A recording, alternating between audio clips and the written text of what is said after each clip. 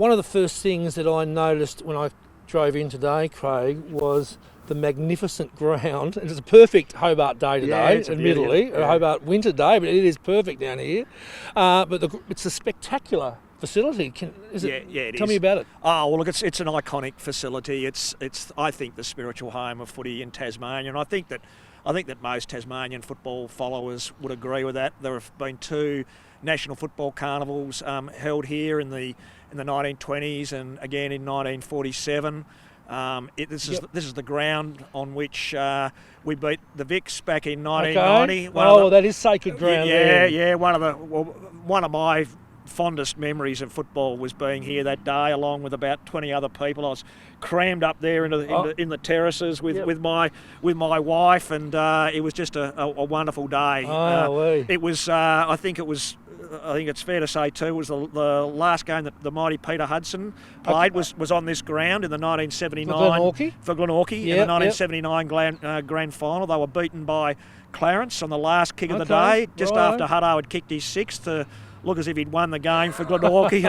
and I remember a gent by the name of Tony Chadwick kicked a goal out of his you-know-where to win the game for Clarence in the last minute of the game. Yeah, there were 24,500 people here that day. Jamie, packed to the rafters. Yeah, can you believe that? Tell me about football in Tasmania. You've got 2 AFL clubs doing 8 matches a year. Has that been something that's kind of inspired your younger footballers, or what's going on down here? I think it has. Look, I'm in the school that Hawthorn and North Melbourne have been good for footy in Tasmania. Otherwise, we wouldn't have had any AFL content. And having them both here has been terrific. But we all want our own team.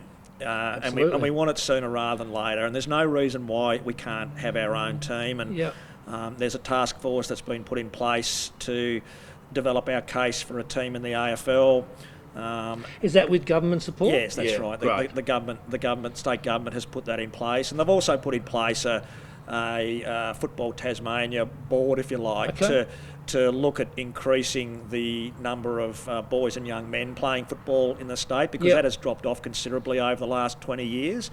And that group is also looking at getting some of the community clubs out of survival mode and making them more sustainable into the future, which is really, really important. Absolutely. Community footy is, it's the lifeblood of communities. It's places where people go to make lifelong friends. They feel included and supporters, and it's a home for people from all walks of life. And that's one of the great things that I love about North Hobart. We've got people here from every walk of life imaginable. All ages. But when you're all in there together and you're all cheering from the Ryde Street stand, it doesn't matter where you come from, is it? Because you're in there together. Thank you so much, mate, for the time you spent with me today. No worries. It's been fantastic, and I know that people are going to really enjoy learning more about North Hobart. And best of luck for the rest of the season. No worries. Keep your eye on the red and the blue. 1, 2, 3, 4.